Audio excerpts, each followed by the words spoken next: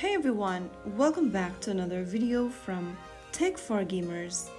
In this video, I'm going to be guiding you through how to turn off sound effects and music in Hey Day application. If you want to enjoy Hey Day quietly or listen to your own tunes, then here is how you can do it.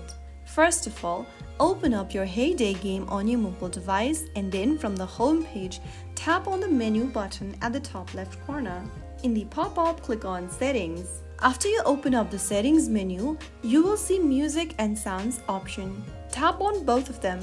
Make sure that they are leveled as off. With just a tap, you'll be able to mute the sound effect and music playing on the background on Hey Day. You can then go ahead and tap on the red cross icon at the top right, and that's it. Now you can play Hey Day in peace without any game sounds or music. If you found this video helpful, please give it a thumbs up and subscribe for more clear and easy gaming tutorials. I'll be back again in the next episode. Thank you for watching.